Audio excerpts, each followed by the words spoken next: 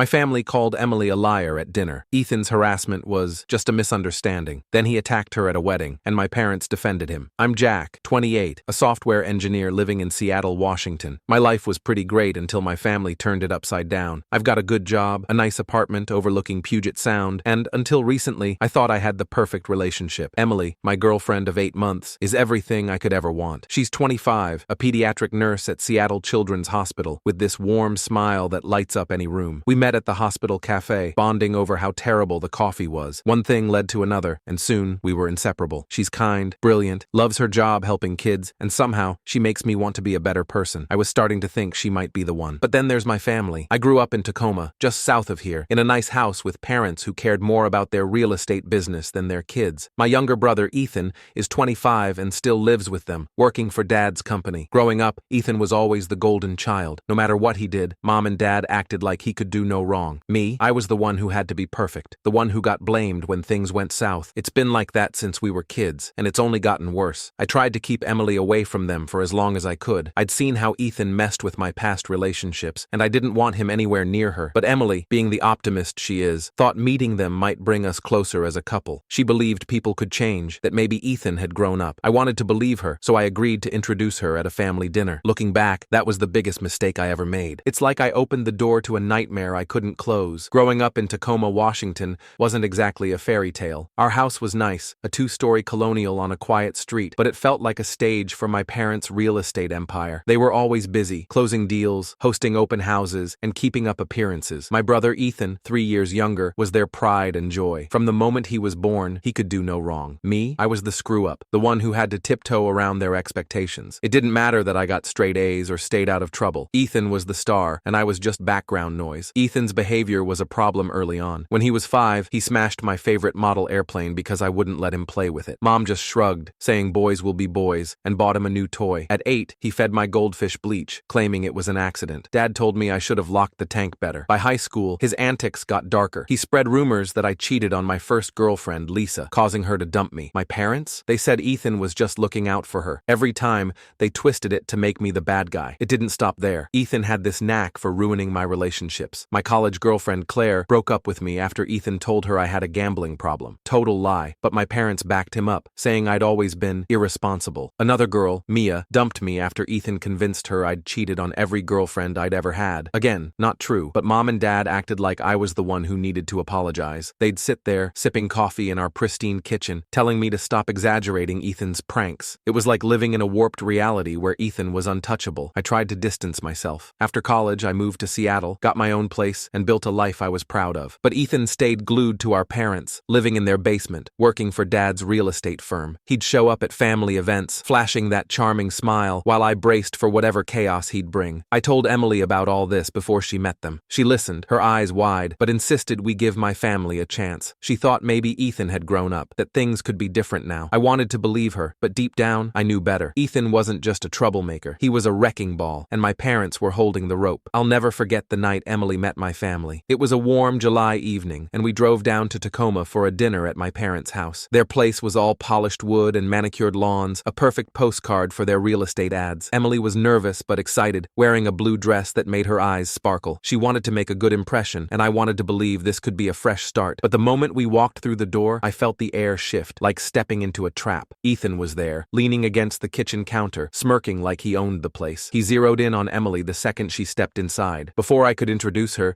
he shoved past Mom to hug her, his arms lingering way too long. Emily stiffened, her smile faltering, but she stayed polite, gently pulling away. I shot him a look, but he just grinned like it was all a game. Mom laughed it off, saying Ethan was just being friendly. Dad didn't even look up from his phone. Dinner was worse. We sat at their mahogany table, candles flickering, the kind of setup that screamed, "We're perfect." Ethan made it his mission to dominate Emily's attention. He kept touching her arm, her shoulder, claiming it was to emphasize some stupid point. He told these fake inside jokes, acting like he and Emily had known each other forever. They'd just met. He even pushed me aside to sit next to her, his chair so close their knees almost touched. Emily kept glancing at me, her eyes pleading, but she didn't want to make a scene. I clenched my fork, trying to keep my cool. Then Ethan started in on me. He brought up embarrassing stories from when we were kids, twisting them to make me look pathetic. He told this ridiculous lie about how I'd freaked out at a high school dance, claiming I'd cried when my date ditched me. Never happened. Emily knew it was nonsense I'd told her about my teenage years, but my parents just nodded along, like Ethan was reciting history. Mom even chimed in, saying I'd always been too sensitive. I felt my face burn, but I stayed quiet for Emily's sake. The final straw came during dessert. Ethan picked up a piece of pie from his plate and tried to feed it to Emily, holding the fork inches from her face, staring into her eyes like some creepy movie villain. Emily froze, her hands gripping the table. She laughed nervously, pushing the fork away, but I could see her shaking. I stood up, saying we needed to help clear the table, just to get her out of there. In the kitchen, she whispered that Ethan made her skin crawl. I promised we'd leave soon. My parents didn't notice a thing, they were too busy praising Ethan's charm. I wanted to scream. Looking back, I should have grabbed Emily and walked out right then, but she was trying so hard to be part of my world, and I didn't want to let her down. I kept telling myself it was just one night, that Ethan would back off once he saw how serious we were, but deep down, I knew better. Ethan wasn't just being inappropriate, he was testing boundaries, seeing how far he could push, and my parents, sitting there with their wine glasses and fake smiles, were letting him. That night wasn't just uncomfortable, it was the start of a nightmare that would tear my life apart. A few days after that disastrous dinner in Tacoma,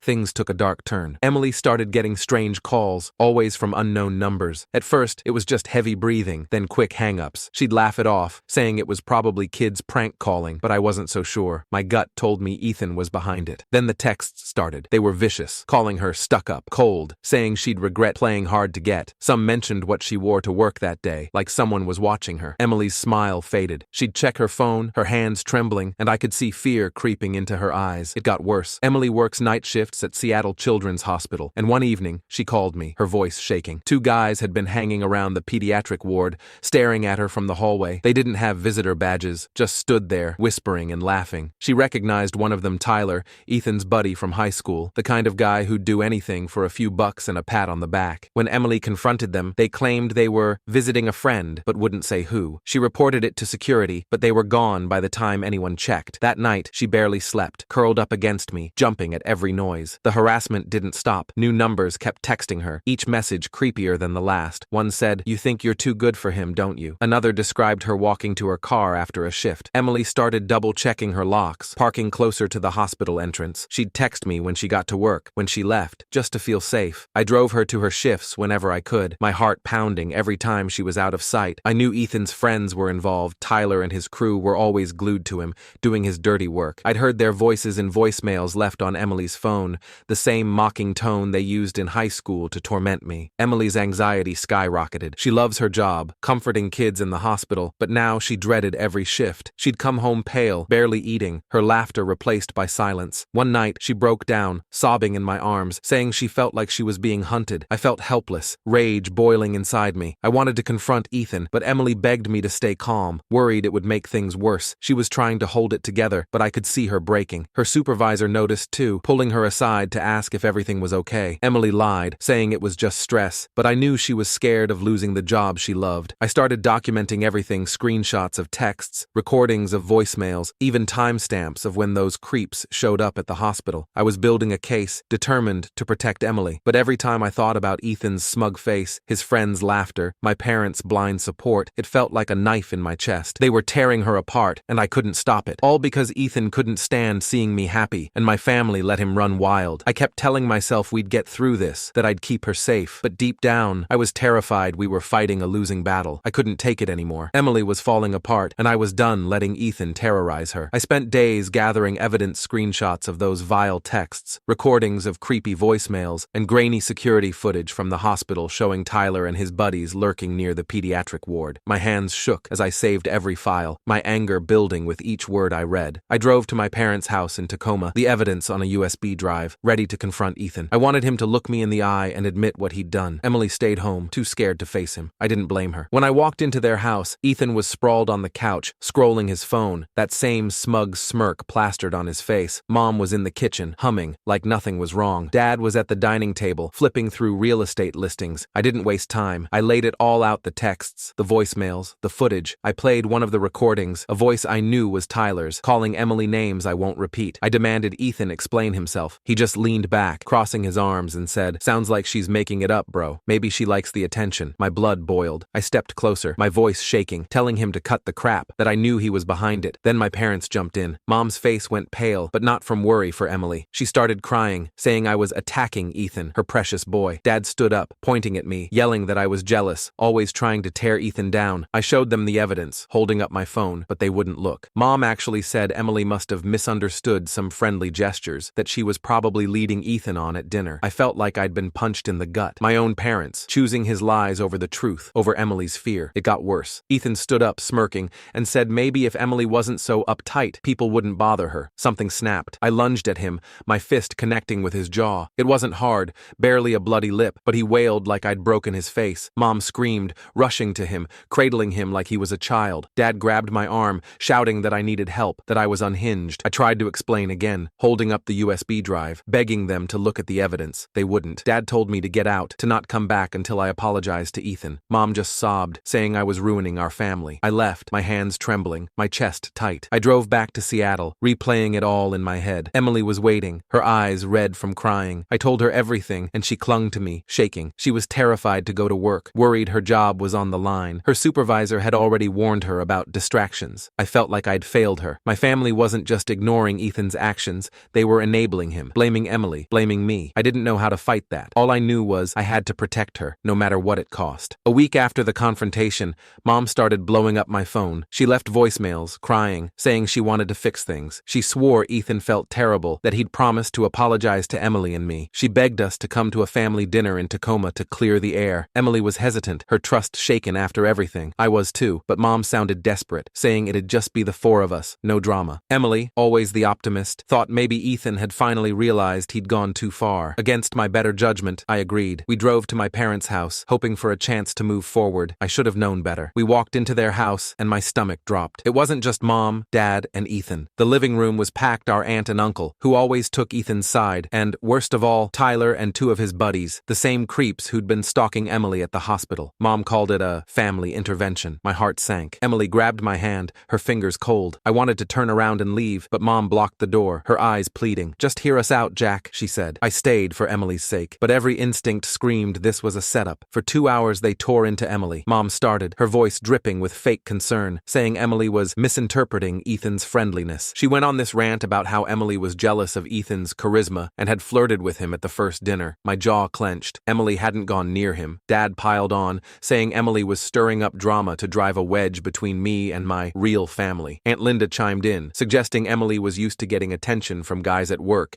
and had imagined the harassment because of a guilty conscience. Tyler and his friends nodded, smirking, claiming they'd only been at the hospital to visit a sick relative who magically moved floors every day. Ethan played the victim perfectly. He sat there, head bowed, saying he'd only wanted to welcome Emily as a sister-in-law. He looked up, eyes misty, asking why she'd lie about him. I wanted to scream. Emily tried to defend herself, her voice steady at first, showing them the texts, playing the voicemails. They talked over her, dismissed the evidence as misunderstandings. Tyler even described what Emily wore on specific shifts, proving he'd been watching her. My parents spun it, saying Emily must have wanted the attention. My blood boiled. The worst came when they invited Tyler and his buddies to stay for dessert, calling them nice young men who deserved a chance to explain. Emily's breathing grew shallow, her face pale. She excused herself to the bathroom, and I tried to follow, but Mom grabbed my arm. Her voice was sharp. "Jack, you need to choose your real family, or this girl who's tearing us apart." I stared at her, my heart breaking. Emily wasn't the one destroying us, they were. I pulled away, found Emily in the hallway, her eyes red. We left without a word, the door slamming behind us. Driving back to Seattle, Emily sobbed, saying she felt like she'd lost me to them. I held her hand, promising she'd never lose me. That night, we decided to cut contact with my family. They'd chosen Ethan's lies over us, over the truth. I felt betrayed, not just by Ethan, but by the people who raised me. They'd set a trap, humiliated Emily, and expected me to thank them. I wasn't just angry, I was done. My cousin Sarah's wedding in Portland, Oregon was supposed to be a happy escape. After cutting contact with my family, Emily and I were hesitant to go, but Sarah called us herself. She'd always seen through Ethan's act, even as kids when he'd torment her pets. She swore she'd hired extra security to keep him in check, and we'd be seated far from him, with her husband's family. Emily, still shaken from the intervention, wanted to support Sarah. I agreed, thinking the crowd and security would keep Ethan at bay. I was wrong. The ceremony was beautiful, held in a garden under soft June light. Ethan, a groomsman because of Sarah's in-laws, stayed busy up front. I relaxed a little, seeing Emily smile for the first time in weeks. At the reception, we were across the venue, laughing with Sarah's in-laws, music filling the air. Ethan sat with Mom and Dad, their table a world away. I thought we were safe. Around 9, Emily slipped away to the bathroom. 10 minutes passed, and I noticed Ethan's seat was empty. My stomach twisted. Something felt off. I headed toward the bathrooms, my heart racing. Then I heard Emily scream. I ran, my shoes slipping on the polished floor. Sarah's husband, Mike, and his brother Dan got there first, turning the corner ahead of me. What I saw stopped me cold. Ethan had Emily pinned against the hallway wall, his hand gripping her arm, his face inches from hers. Her dress was torn at the shoulder, her eyes wide with terror. Mike and Dan yanked Ethan off,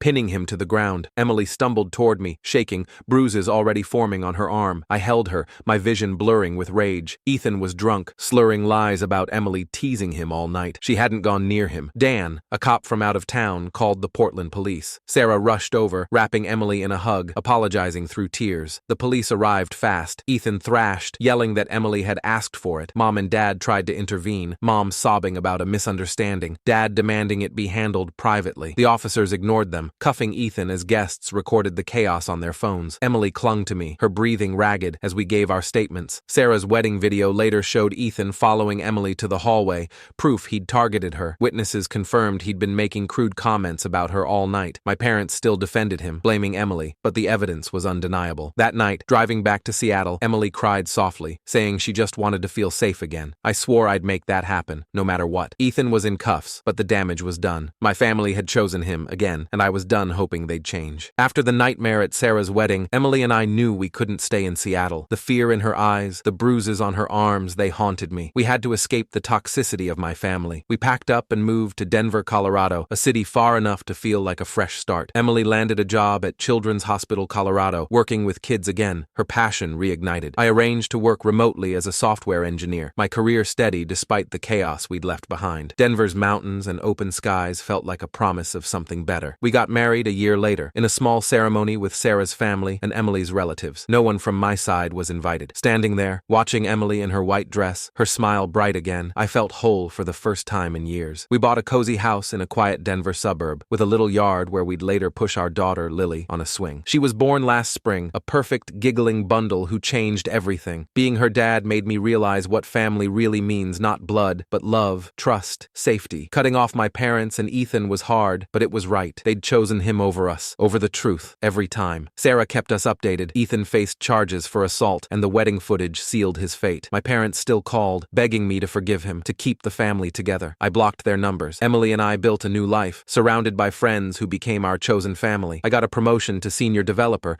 and Emily thrived in her new role, her confidence slowly returning. Sometimes I'd lie awake, thinking about the what-ifs. What if I'd stood up to Ethan sooner? What if my parents had seen him for who he was? But then I'd look at Emily, sleeping peacefully, or hear Lily's soft coos, and know we'd made the right choice. We weren't running away, we were choosing ourselves. My family's cycle of excuses and enabling stopped with me. Lily will grow up knowing love doesn't hurt, that boundaries matter. Denver gave us a clean slate, and every day, we're writing a story that's ours, free from the shadows of my past. 2 years after we moved to Denver, my phone lit up with a call from Mom. I almost ignored it, but her voicemail sounded broken. Desperate, against my better judgment, I called back. She was sobbing, saying Ethan had married a woman named Rachel last year, someone we'd never met. They'd kept it quiet, but now everything had imploded. Ethan was in jail, sentenced to 7 years for domestic violence against Rachel. She'd suffered broken ribs, a sprained wrist covered in bruises. The police found out Dad had been covering for him, pressuring Rachel's family to stay silent. He was arrested too, his real estate license revoked, his business crumbling. Mom admitted they'd known Ethan had issues since he was a kid. They thought protecting him was love, but it only made him worse. She apologized for everything, for enabling Ethan, for blaming Emily, for failing me. Her words hit hard, but they came too late. Where was this clarity when Ethan was tormenting Emily? When he hurt Sarah's pets? When they watched him attack my wife? I told her that, my voice cold, and hung up. I blocked her number again. Sarah filled in the rest. Rachel was recovering, supported by her family, who'd cut ties with mine. Other women came forward saying Ethan had abused them too. The family split. Younger cousins sided with us, while the older ones clung to excuses. Mom started therapy, left Dad, but I'm not ready to forgive. Emily and I focus on Lily, now one, her laughter filling our Denver home. We're happy, safe, surrounded by love. I look at my daughter and know I broke the cycle. My parents made their choices. I'm making mine, protecting my family, no matter what.